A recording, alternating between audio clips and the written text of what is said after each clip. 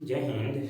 मैं Pappu sir PDF find में आपका फिर से स्वागत करता हूं। तो चलिए आज 12वीं कक्षा के चैप्टर नंबर 5 जिसका नाम है यात्रियों के नजरिए का आज जो सेशन चलेगा वो सेशन नंबर 4 चलेगा, पार्ट 4 चलेगा। तो 1 2 3 4 3 तक हमने कवर करा लिया है। जो हमारे चैनल से नए जुड़े हैं तो जाकर पीछे की वीडियो आप जा करके देख सकते हैं, उसको कवर कर सकते हैं।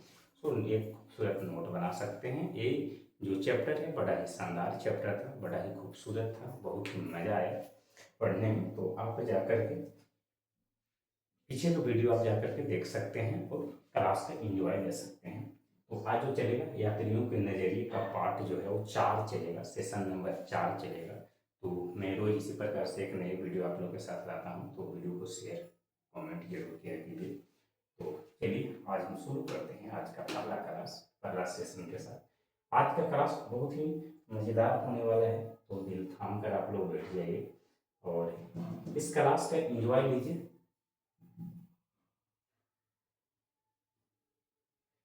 आज का जो सेशन चलेगा, आज का सेशन में चलेगा फ्रांसवा बर्निंग इबन बतूता, जो विदेशी यात्री थे जो भारत आए थे, उन महिलाओं की स्थिति में क्या बताए थे। तो महिलाओं के बारे में आज चर्चा करना है। आज का सेशन में आज हम लोग यही चर्चा करने वाले हैं कि इबन बतूता के अनुसार, यात्रियों के अनुसार भारत में महिलाओं की स्थिति उस समय में क्या थी। अब महिलाओं की स्थिति क्या है, पहले से बेहतर हुआ है कि नहीं हुआ है। इसी चैप्टर में, इसी सेशन में हम लोग आगे पढ़ने वाले हैं सती प्रथा के बारे में कि सती प्रथा क्या था। पीछे वाले चैप्टर में हमने चांडालों के बारे में चर्चा कर दिया था कि चांडाल कैसे हुआ करते थे, कैसे रहन सहन उनका था, चांडाल का जन्म कैसे हुआ था, ये सारी चर्चा हमने कर लिया था।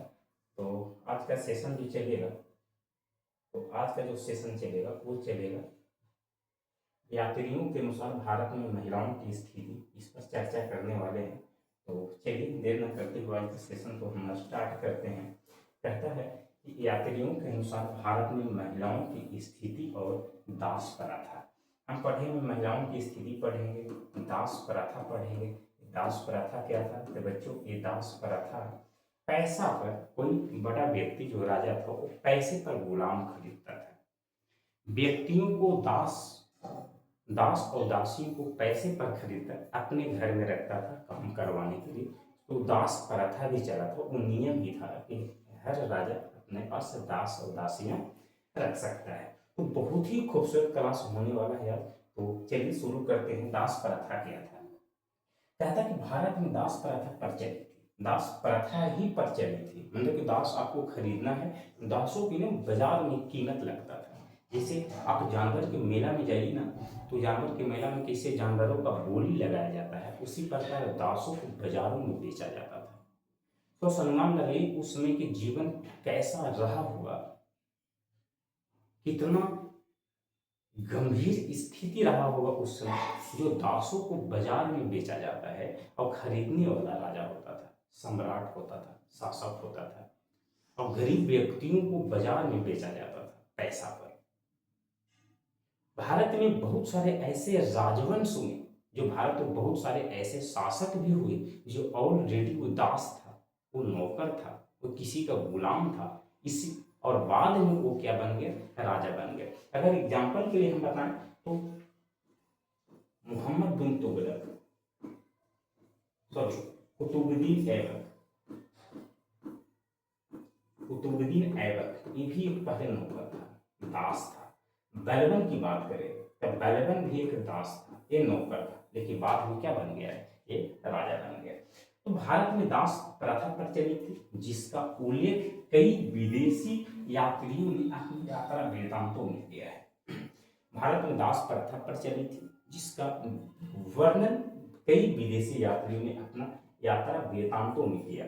दिल्ली सल्तनत के समय तो दासों की स्थिति इतनी महत्वपूर्ण थी कि सल्तनत के शुरुआती शासक खुद भी कभी दास रह चुके। बताइए अभी, सॉरी, कि दिल्ली सल्तनत में दासों का इतना महत्वपूर्ण था।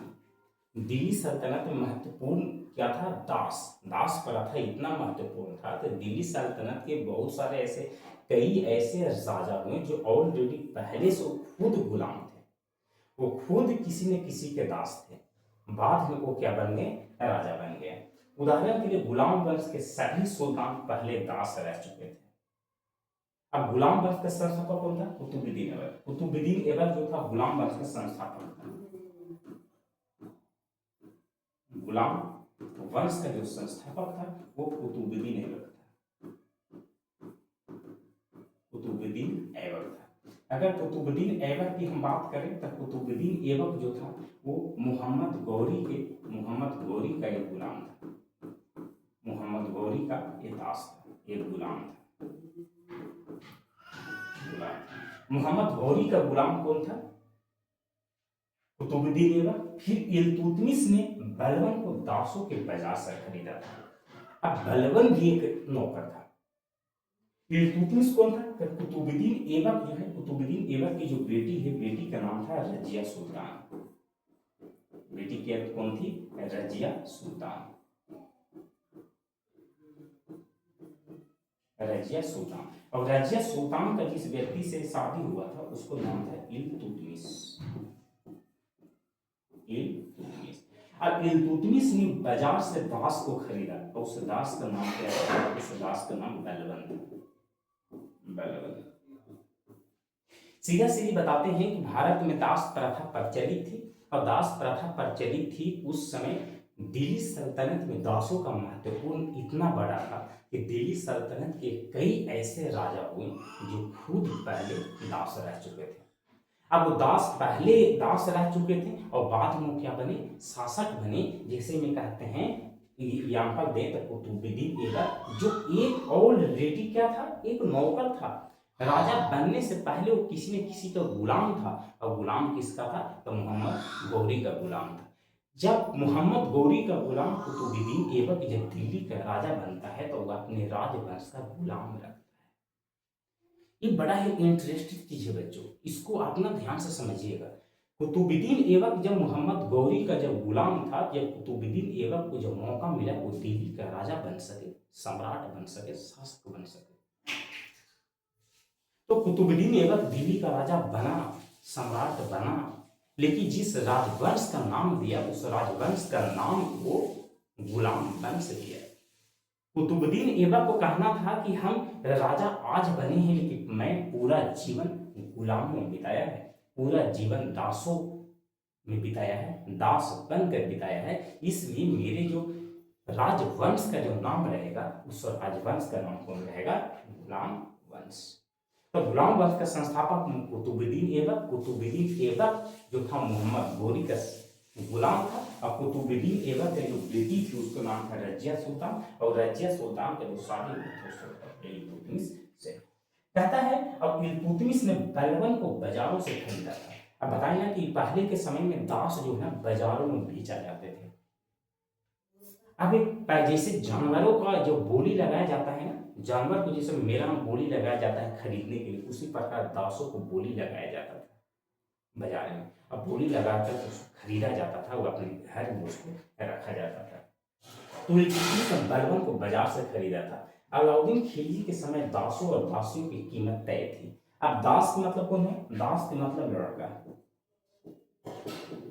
और दासी का मतलब लड़का। यानी कि ऐसा नहीं है कि सिर्फ जेंट्स को ही खरीदा जाता था, नहीं, लड़कियों को भी खरीदा जाता था, और बाजार में खुलेआम अन्य वस्तुओं की तरह बेचे और खरीदे जाते थे।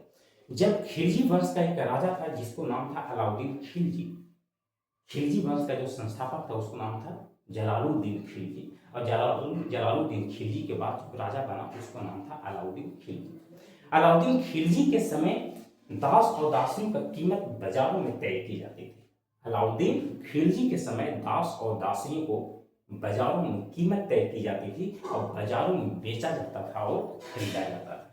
जो व्यक्ति अगर किसी को गुलाम बना लेता था तो गुलाम बनाने के बाद सारा अधिकार उस व्यक्ति के पास चले जाता था, और उस व्यक्ति मनचाहा उस गुलाम को, दास को अपने बाजार में जाकर के बेच भी सकता था और खरीद भी सकता था। दासों को उपहार में भी दिया जाता था। अगर कोई व्यक्ति अगर किसी से मिलने जा रहे हैं तब उसको उपहार में हम दास को देते थे। अभी उपहार में गिफ्ट दिया जाता है, कोई सामान कोई वस्तु दिया जाता है। पहले के समय राजा उपहार में गिफ्ट में दास देते थे, नौकर देते थे। सोचो बच्चों कि उस समय का क्या समय रहा होगा, कितना बेदर्दी लोग रहा होंगे कि गुलाम बनाते थे किसी को, गुलाम बनाने के बाद या तो उसको बेच दिया जाता था या किसी को गिफ्ट में, उपहार में दास को या दासियों को गिफ्ट में दिया जाता था, उपहार में दिया जाता था। तो ये था यात्रियों के अनुसार महिलाओं की स्थिति। एक बार देख लेते हैं। भारत में दास प्रथा प्रचलित थी जिसका उल्लेख कई विदेश यात्रियों ने अपने यात्रा वृत्तांत में किया है। दिल्ली सल्तनत के समय तो दासों की स्थिति इतनी महत्वपूर्ण थी कि सल्तनत के शुरुआती शासक खुद भी अपने आप में क्या थे, दास रह चुके थे। जैसे गुलाम वंश के लिए सभी सुल्तान पहले दास रह चुके थे। इल्तुतमिश ने बलबन को दासों के बाजार से खरीदा था और अलाउद्दीन खिलजी के समय दासों और दासियों की कीमत तय थी और वह बाजारों में खुलेआम बेचे जाते थे। अलाउद्दीन खिलजी के समय दास और दासियों का जो कीमत था वो कीमत खुलेआम बाजारों में तय की जाती थी, उसको बेचा और खरीदा जाता था। तो ये था, समझ गए आप लोग। चलिए आगे चलते हैं, इसको याद रखिएगा, ये चीज बहुत महत्वपूर्ण है, ये चीजों को आप लोग याद रखना जरूरी है। चलिए एक बार आप इसका स्क्रीनशॉट कर सकते हैं, जो क्लीन मैं कर दे रहा हूँ। हाँ, अब इसको स्क्रीनशॉट आप कर सकते हैं। चलिए आगे चलते हैं। इबन बतूता था जो दास प्रथा के बारे में चर्चा किया। जैसे इबन बतूता कहाँ के था, अगर मैं जिक्र करूं तो इबन बतूता जो था वो मोरक्को के रहने वाला था। ये मोरक्को का रहने वाला था और मोरक्को से जब भारत आया तो यहाँ देखा कि भारत में दास प्रथा के बारे में बताया, दासों दास दासियों के बारे में बताया कि भारत में दास दासियों की स्थिति कैसी थी। पुरुष ही एक बाजार में दास के रूप में नहीं खरीदे या बेचे जाते थे, यह लड़कियों को भी दासियों के रूप में खरीदा और बेचा जाता था।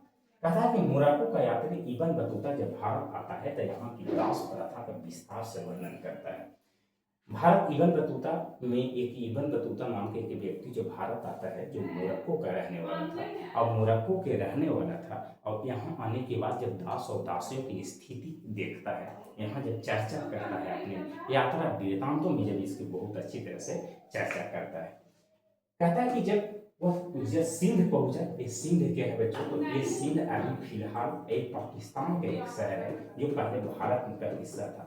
जब पाकिस्तान के सिंध या भारत के जब सिंध में पहुंचा, तो सिंध में पहुंचने के बाद सुल्तान मोहम्मद बिन तुगलक को भेंट देने के लिए उसने 200 दास खरीदा।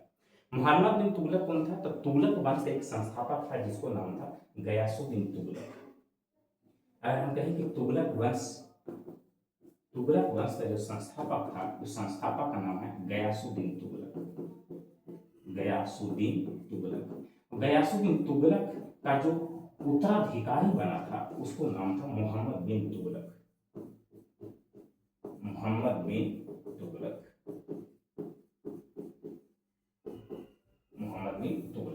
तुगलक वंश का संस्थापक गयासुद्दीन तुगलक का जो उत्तराधिकारी बना था, उसके बाद जो राजा बना था उसका नाम था मोहम्मद बिन तुगलक।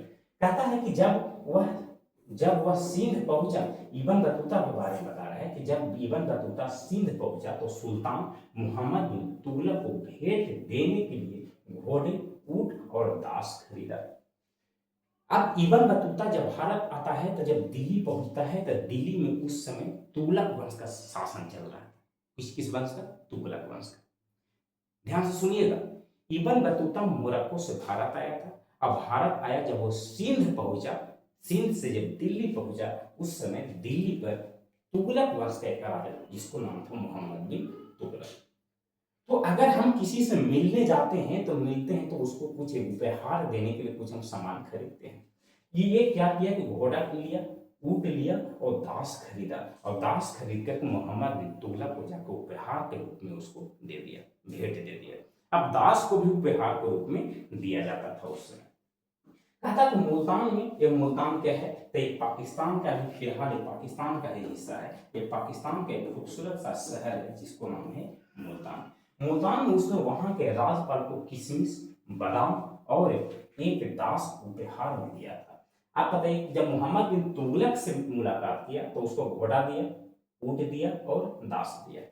ध्यान से सुनिएगा, जब मोहम्मद बिन तुगलक से मिलने गया तो उसको घोड़ा दिया, उसको ऊंट दिया और उसको क्या दिया? दास दिया। जब मुल्तान के राज्यपाल के पास पहुंचा तो उसको किशमिश देता है, बादाम देता है और दास उपहार में देता है। अगला है कि इब्न बतूता बताता है कि सुल्तान मोहम्मद बिन तुगलक ने नस्रुद्दीन नामक धर्मोपदेशक से प्रभावित होकर 1 लाख टके और 200 दास इनाम में दिया था। कहने का मतलब इब्न बतूता कहता है कि सुल्तान मोहम्मद बिन तुगलक ने नस्रुद्दीन नामक धर्मोपदेशक मतलब धर्म को उपदेश देने वाले, धर्म को उपदेश देने वाले व्यक्ति से प्रभावित हुआ। उसको 1 लाख टके के मतलब मुद्रा में कि रुपया पैसा देता है, उसको 200 दास उपहार में देता है, 200 नौकर देता है, 200 दास देता है उपहार में। कौन देता है? तो मोहम्मद बिन तुगलक। किसको देता है? तो नसरुद्दीन नामक व्यक्ति को, जो धर्मोपदेशक था, यानी कि धर्म को उपदेश देने वाला व्यक्ति था, उसको 1 लाख रुपया देता है, 1 लाख टका मुद्रा देता है और उसको 200 नौकर देता है। चलिए आगे चलते हैं।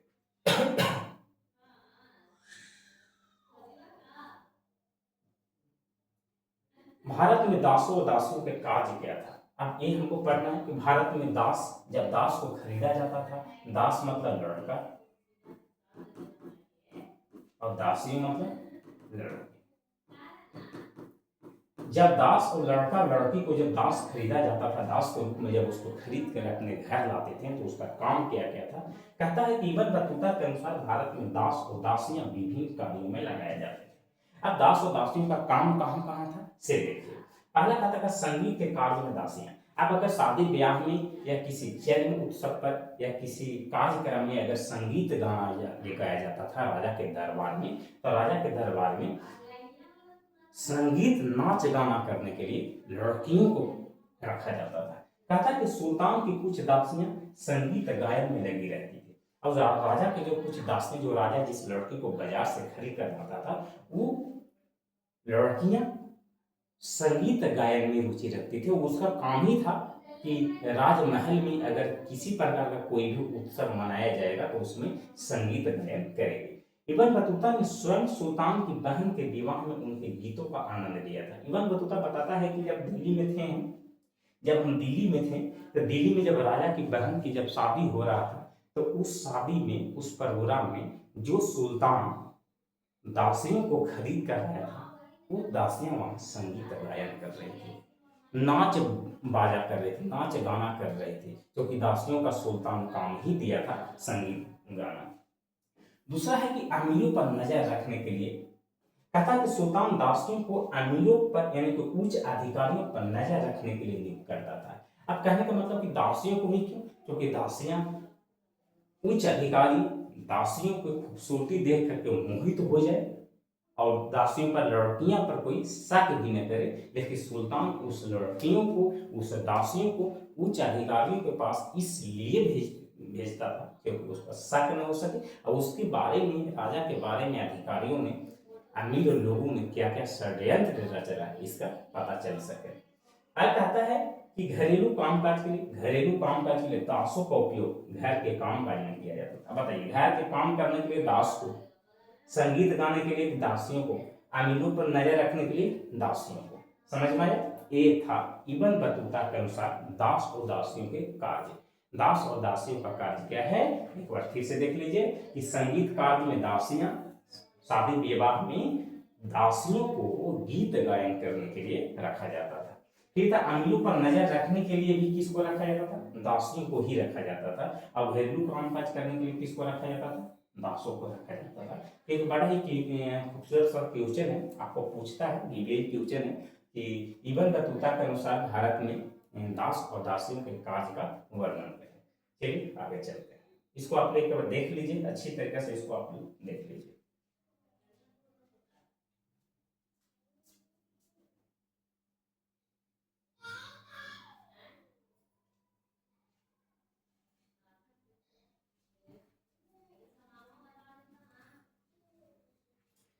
चलिए आगे चलते हैं। पालकी और डोली उठाने में चौथा काम क्या है कि पालकी और डोली उठाने में, पालकी और डोली उठाने मतलब जो कंधा पर जो टांग के लेके जाता था। पुरुषों और महिलाओं को पालकी या डोली में ले जाने के लिए दासों की सेवाएं ली जाती थी। अब पालकी और डोली उठाने के लिए दास को सेवा लिया जाता है, दासों को ये काम दिया गया था। कीमत में भेदभाव, दासों की कीमत दासियों की अपेक्षा कम होती थी। यानी कि दास मतलब लड़का, लड़का का जो कीमत था वो लड़कियों की कीमत से कम था। यानी कि कहने का मतलब क्या कि ज्यादा इम्पोर्टेंट किसको मिलता था, किसको ज्यादा दाम मिलता था, तो लड़की को ज्यादा दाम दिया जाता था। तो पालकी व डोली उठाने में पुरुष और महिलाओं का पर उपयोग किया जाता था और दासों की कीमत दासियों की कीमत से ज्यादा था। चलिए आगे चलो। चलिए आगे जा, अलबरूनी के अनुसार भारत में सती प्रथा, महिलाओं की स्थिति, सॉरी महिलाओं की स्थिति, कहता कि विवाह व्यवस्था, विवाह व्यवस्था कहता है, अलबरूनी बताता है कि भारत में हिंदू लड़कियों की शादी बहुत ही कम उम्र में कर दिया जाता था। अलबरूनी बताता है कि भारत में जो लड़कियां थी, कन्याएं थी, उसका जो शादी विवाह है वो बहुत ही कम उम्र में कर दिया जाता था, बहुत ही कम उम्र में कर दिया जाता। अभी भी हमारे देश में ऐसा बहुत सारे ऐसी चीजें जो 18 साल होते हो तो उसको विवाह कर दिया जाता है। ऐसे ऐसे माना जाता है कि लड़कियों को उम्र 18 साल में कर दिया जाना चाहिए, तो 16, 17, 18 साल में हो जाता है। दूसरा कहता है पति पत्नी का तलाक संभव नहीं था। अब पति पत्नी का तलाक संभव नहीं था। पहले क्या है कि अगर मान लो शादी हो तो शादी में एक पति है, एक पत्नी रहेगी। अगर इन दोनों अगर तलाक लेना चाहेगी कि तलाक ले ले, तो तलाक नहीं हो सकता है। तलाक या दोनों अगर कहे कि हम दोनों अलग हो जाए, अलग नहीं हो सकती। अगर दोनों में से कोई अगर एक मर गया तब ये अलग हो सकता है। एक था पहले, सोच लीजिए। अभी तो रोज शादी होता है, तो रोज तलाक होती है, रोज डाइवोर्स होता है। पहले डाइवोर्स की सिस्टम नहीं था, तलाक नहीं हो सकता। एक और लड़का लड़की अगर विवाह कर लिए तो तलाक नहीं होता था। लाख कोशिश कर ले अलग होने का, अलग नहीं हो सकती थी। अलग होने का सिर्फ एक तरीका है, दोनों में से को मरना पड़ेगा। क्या खूबसूरत माहौल रहा होगा। अभी हमारे यहाँ हमारे समाज में ऐसा नहीं है, हर रोज तलाक होता है। आप अगर कोर्ट में कचहरी में चले जाइए तो वहां देखिए डाइवोर्स लेने के लिए लाइन लगा रहता है। हर रोज हजारों लाखों की संख्या में डाइवोर्स हो रहा है, तलाक हो रहा है। पहले ऐसा नहीं था।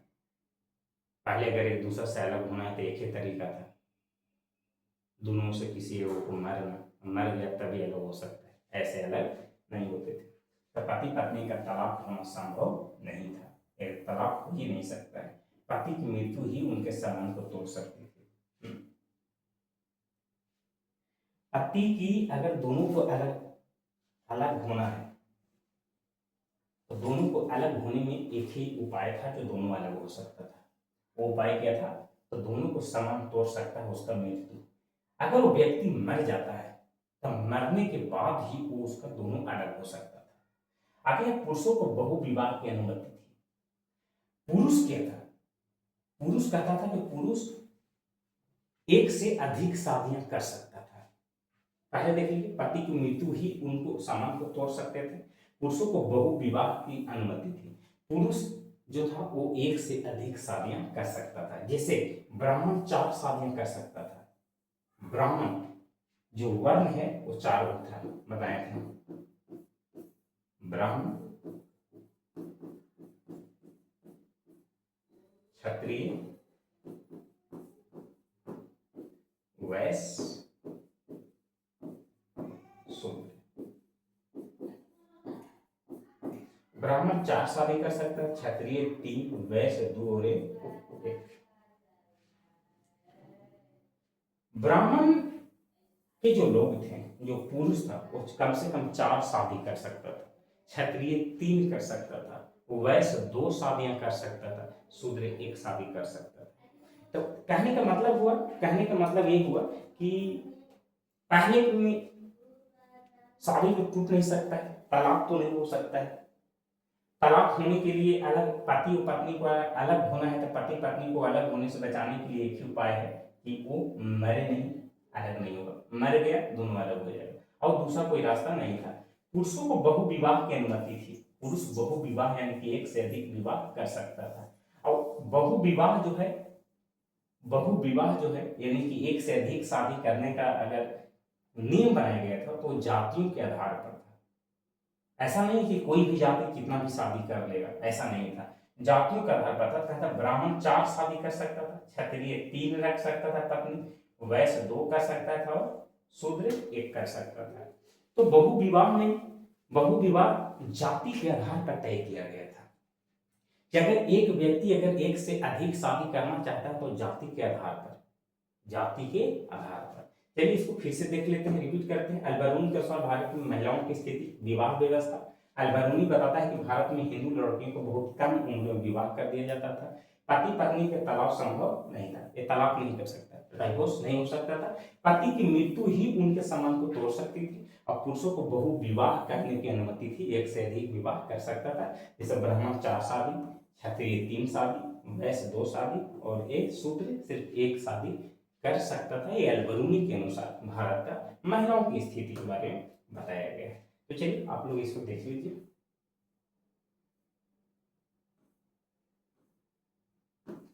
चलिए सती प्रथा, सती प्रथा क्या है? सती के मतलब होता है आग में जलना, आग में जलना। चलिए इसके बारे में थोड़ा सा बताते हैं, सती प्रथा क्या है।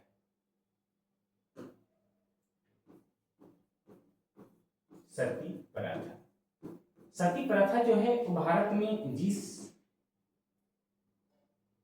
जिस स्त्री का पुरुष मर जाता था, पुरुष मर जाता था तो स्त्री को आग में जलना पड़ता था, आग में जलना पड़ता था। आग में जलना ही सती कहलाता था। अगर कोई महिला अगर आग में जल गई, पति के मरने के बाद आग में जल गई, उसी को सती कहा जाता था। सती प्रथा, सती होने का रीजन क्या था? सती होने का 2 रीजन थे। पहला रीजन, या तो अपने स्वयं इच्छा से, अपने स्वयं इच्छा से चली जाती थी, या तो उसका समाज अपनाता नहीं था, समाज में समाज उसको अपनाता नहीं था। जिस महिला का पुरुष मर जाते थे, तो जिस महिला के पुरुष मर जाते थे उनको समाज इज्जत नहीं करता था, समाज उसको अपनाता नहीं था। तो ऐसे जीवन जीने से अच्छा है कि मर जाए। तो बहुत सारी महिलाएं जो थी अपने स्वयं से आग में जलने के लिए तैयार हो जाती थी, उसी को सती कहा गया था। चलिए देखते हैं कि सती प्रथा क्या था। अल-बरूनी कहता है कि अल-बरूनी ने सती प्रथा का विस्तार से वर्णन किया है। वो कहता है कि पति की मृत्यु के बाद पत्नी के सामने 2 ही विकल्प होते थे, 2 विकल्प होते थे। क्योंकि पहले क्या था कि पत्नी बहु विवाह नहीं कर सकती है, पुरुष ही बहु विवाह कर सकती है, महिला बहु विवाह नहीं कर सकती थी। इसलिए पति के मर जाने के बाद उसको सती होना पड़ता था।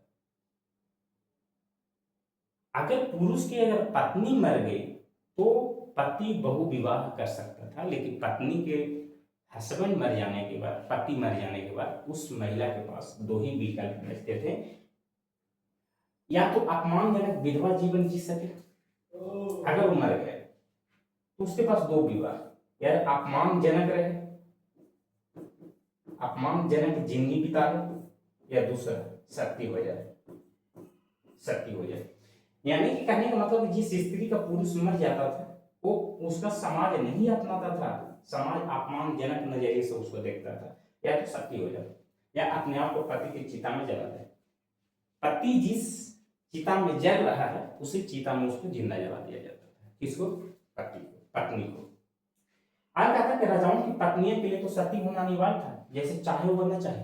यानी कहने का मतलब कि जो राजा है, राजा अगर मर गया तो उसकी पत्नी को सती होना पड़ता था, वो चाहे या न चाहे, ये अनिवार्य था, ये फिक्स था कि राजा अगर मर गया तो राजा की पत्नी जो है वो सती होगी तो होगी। आगे आता है कि सती प्रथा का एक कारण यह भी था कि विधवा स्त्री के साथ समाज में अच्छा व्यवहार नहीं किया जाता था, इसलिए वो सती होना बेहतर समझती थी। बताएं तो अभी हम बच्चों, अभी बताएं हम कि जिस महिला का पुरुष मर जाता था उसको समाज नहीं अपनाता था, समाज उसको नीचे नजरिए से देखता था, उसको हमेशा अपमानजनक नजरिए से देखता था, अपमानजनक बातें करता था, उसको देख करके समाज अपनाने से मना कर देता था।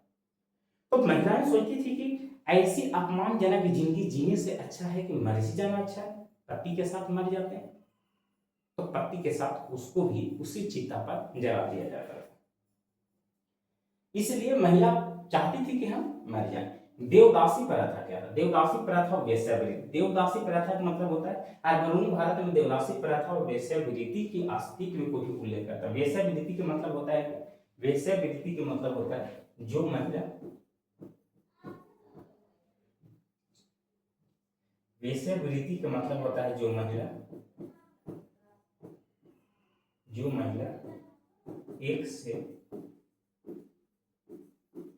अधिक पुरुषों के साथ संबंध बनाए,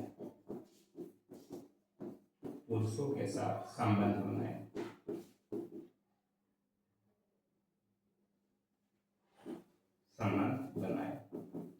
उसको वेश्यावृत्ति कहते हैं। जो महिला एक से अधिक पुरुषों के साथ संबंध बनाती थी उसी को वेश्यावृत्ति कहते हैं। चलिए इसको देखिए आप लोग।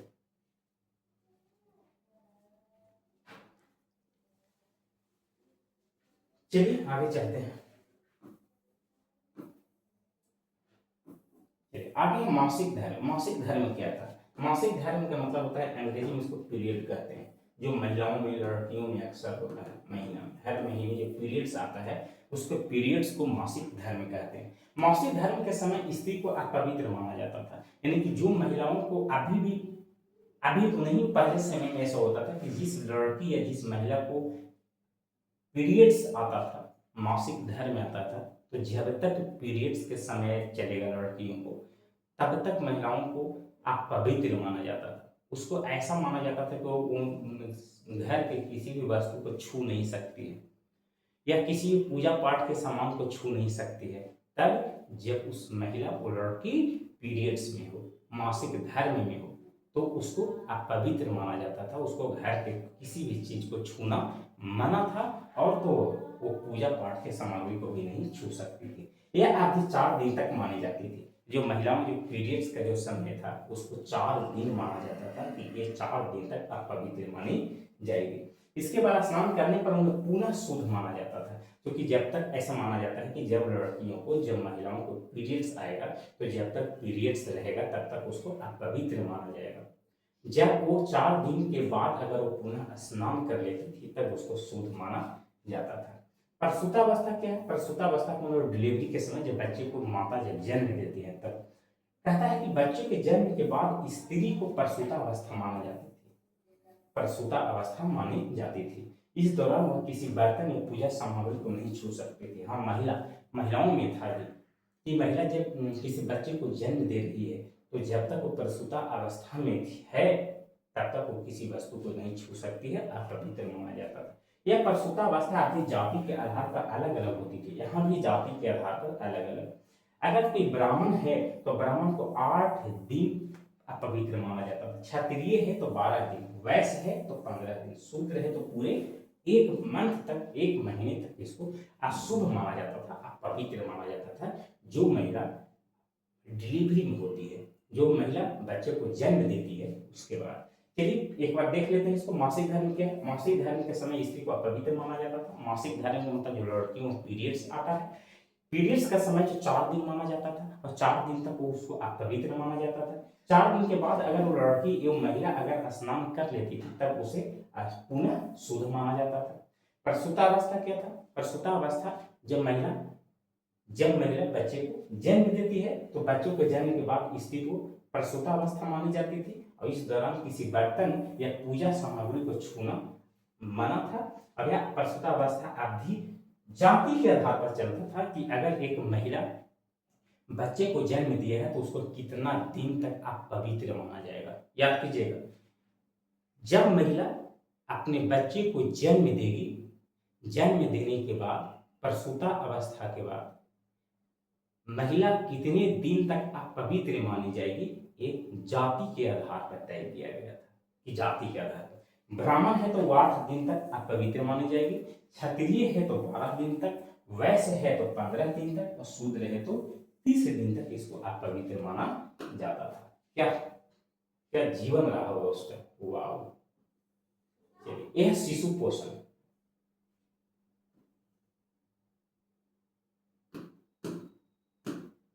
चलिए यह शिशु पोषण, शिशु पोषण क्या कहता है, चलिए इसको देखते हैं। कहता है कि बच्चे को स्तनपान कराने की अवधि अधिकतम 3 वर्ष मानी जाती थी। अगर किसी का बच्चा जन्म लिया तो बच्चे को स्तनपान यानी कि मां का दूध कम से कम 3 वर्ष तक पिलाया जा सकता था।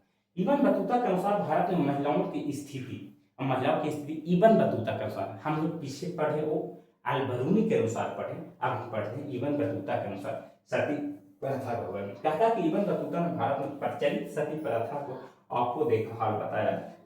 इबन बतूता जब भारत आया था तो मध्य प्रदेश के अंजीरा अंजीरा अंजीरा एक गांव है, अंजीरा गांव में इबन बतूता महिला को सती होते हुए अपनी आंखों से देखा था।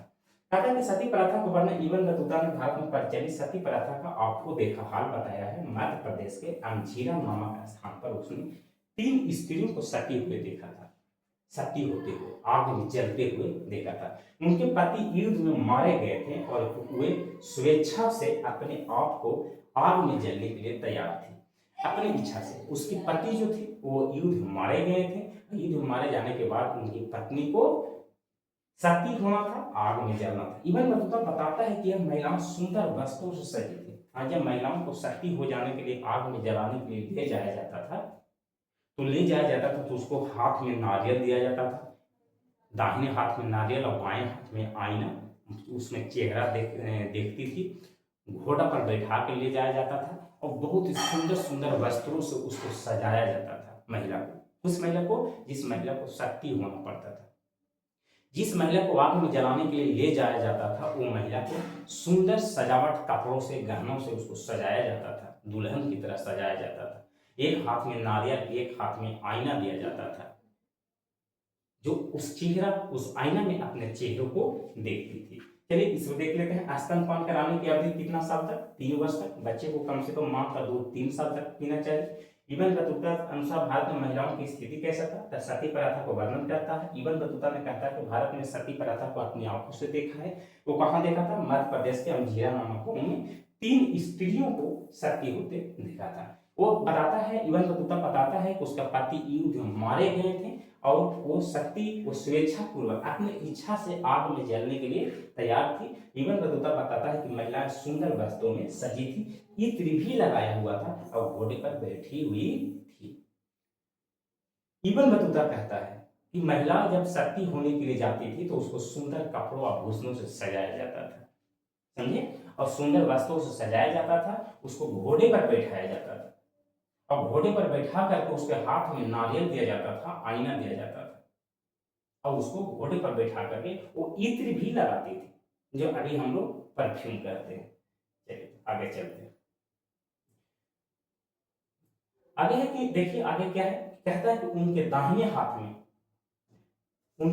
हाथ में नारियल और बाएं हाथ में आईना होता था जिसमें अपना चेहरा देख रही थी। अब कहता है कि इबन बतूता कहता है कि जब वो घोड़े पर बैठी हुई थी महिला, जब सती होने के लिए जा रही थी, वो महिला के दाएं हाथ में देखा कि नारियल है और बाएं हाथ में आईना है और वो महिला आईना में अपना चेहरा देखकर मुस्कुरा रही थी। वो महिला जो सती होने के लिए जा रही है, जिसका पति युद्ध में मारा गया है, पति के चिता पर उसके जिंदा जलाया जाएगा, वो मुस्कुरा रही है। इबन बतूता देख करके दंग रह गया कि क्या है, जिसको जिंदा आग में जलाने के लिए ले जाया जा रहा है वो आईना में अपना चेहरा देख करके मुस्कुरा रही है।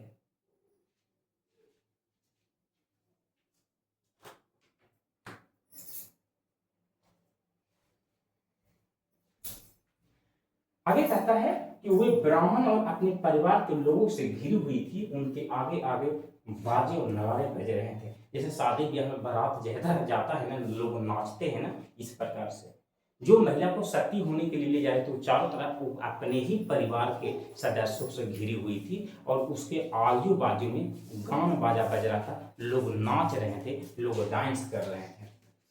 कहता है कि लोग उनसे कहते थे कि मेरे पिता, भाई, माता या मित्र के लिए शुभकामनाएं लेके जाओ। वह महिलाएं मुस्कुरा कर हाँ कहती थी। कहने का मतलब क्या कि जो महिला सती होने के लिए जा रही थी तो उसके चारों तरफ उसी के परिवार के लोग, उसी के दोस्त रिश्तेदार होते थे, ब्राह्मण होते थे, और मुस्कुराती हुई जब घोड़े पर बैठ कर जाती थी तो उसको जो रिश्तेदार थे, उनको जो चाहने वाले थे, जो आस पास के पड़ोस थे, वो कहते थे कि जहां तुम मर जाएगी आग में जलने के बाद, तुम जहां जाएगी वहां मेरे माता पिता के लिए संदेश लेकर जाओ, मेरे भाई के लिए संदेश लेकर जाओ। और वो महिला मुस्कुरा करके आईना में अपना चेहरा देखती थी, मुस्कुरा करके हाँ कहती थी कि हाँ तुम्हारा संदेश हम तुम्हारे परिवार वालों को पास भेज देंगे। क्या है मरने के बाद संदेश लेकर जाना, वाह। कहता है कि जब अग्नि प्रज्वलित की गई तो कुछ लोग कंबल तान कर खड़े हो गए, सती होने वाली महिलाओं आग देखकर डर लिया। कहने के बाद जब आग चीता में आग जलाया गया तो चीता के चारों तरफ कंबल लेकर खड़ा हो गया, इसलिए क्योंकि महिला सती होने के लिए जा रही थी, वो सती होने के लिए जब जा रही थी तो वो आग को देख करके वो डर नहीं जाए, इसलिए चारों तरफ आग से उसको कंबल से ढक दिया गया। चारों तरफ कंबल से ढक दिया गया क्योंकि वो महिला उसको आग को देख कर तो डर न जाए। जैसे ही वह महिलाएं अग्नि में प्रवेश हुई, बाजे और नगाड़े जोर जोर से बजने लगे। इबन बतूता बताता है कि यह देखकर बेहोश हो गया।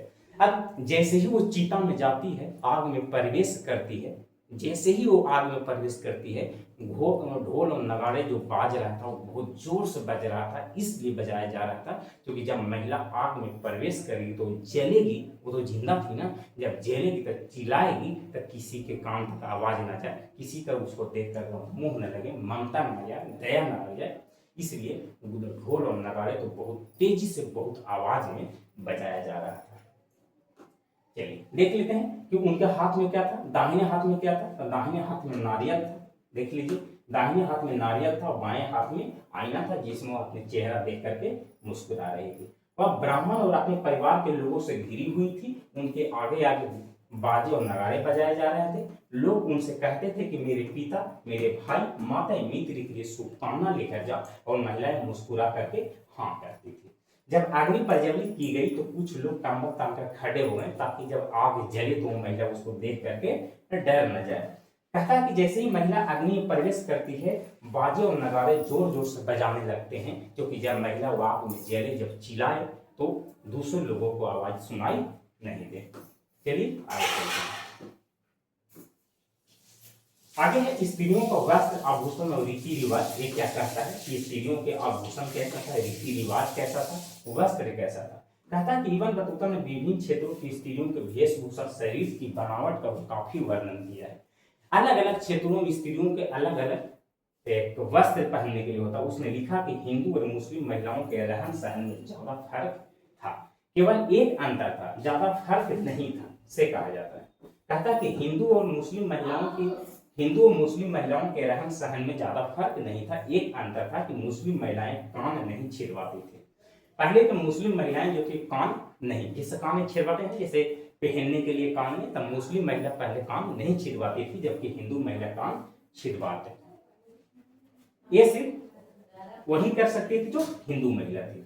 मुस्लिम महिलाएं कान नहीं छिदवाती थी, मुस्लिम महिलाओं में ये रीति रिवाज नहीं था। कहता कि इबन बतूता मराठा स्त्रियों को सौंदर्य से बहुत प्रभावित था। मराठा मतलब जो महाराष्ट्र के रहने वाले थे, तो महाराष्ट्र के जो मराठा जो महिलाएं थे उनके सुंदरता को देख करके, मराठा महिलाओं की सुंदरता को देख करके इबन बतूता जो है वो बहुत ही प्रभावित हुआ। इतना प्रभावित हुआ कि इबन बतूता कहता है कि भारत में जो सबसे सुंदर और सबसे अच्छी जो महिला थी वो सुंदर में मराठा महिलाएं थी।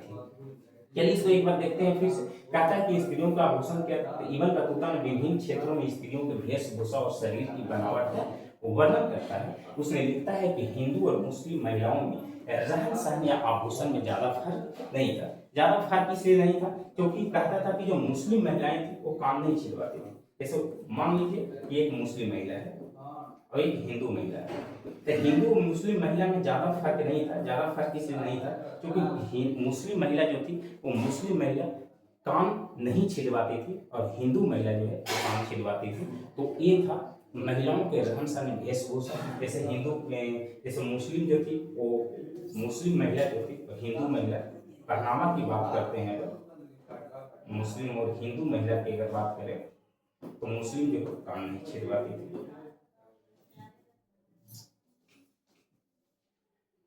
कान नहीं छिदवाती थी। हिंदू जो थी कान छिदवाती थी।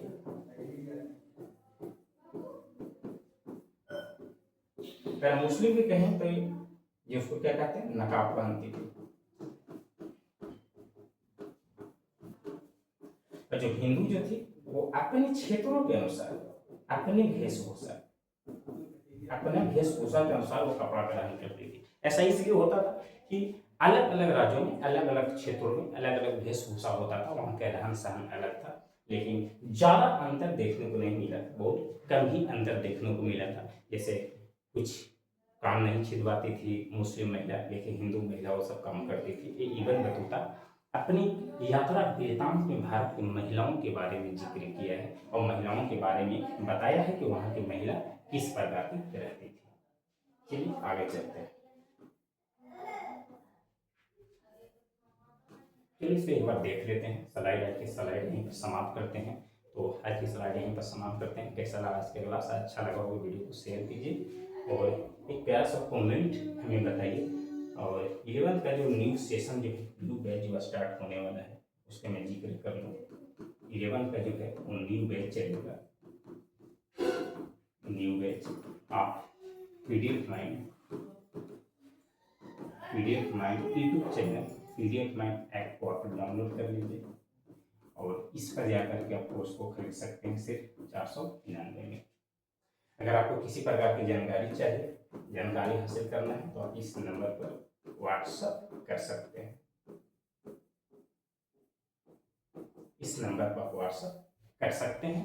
बहुत ही बेहतरीन शिक्षकों के द्वारा तैयारी कराया जाएगा इस एप्लीकेशन पर, इस यूट्यूब चैनल पर। तो चलिए आज की क्लास में ही समाप्त करते हैं। तो कैसा लगा आज का क्लास अगर अच्छा लगा हो तो वीडियो को शेयर कीजिए, लाइक कीजिए, सब्सक्राइब कीजिए चैनल को और हंसते रहिए, खेलते रहिए, मुस्कुराते रहिए और देखते रहिए PDF mind YouTube channel with Pappu sir के साथ। तो चलिए आज के बस यहीं पर क्लास समाप्त करते हैं। तब तक के लिए धन्यवाद। कल फिर मिलते हैं इसी टाइम पर।